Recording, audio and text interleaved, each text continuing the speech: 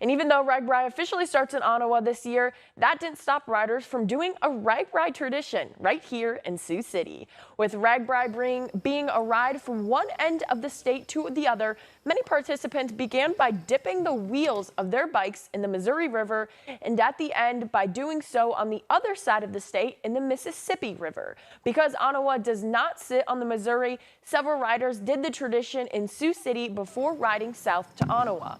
KTIV spoke with one cyclist who came all the way from Seattle, Washington for the ride to find out why people really do this tradition. A good starting point, ending point, the journey in between. This is a nice warm-up day, day 0 for us. It'll be about a 40-mile, pretty flat ride. I'm getting used to my Iowa bike, so it's going to be a good practice day before the hills start. Day 1 and day 2 are going to be pretty hilly.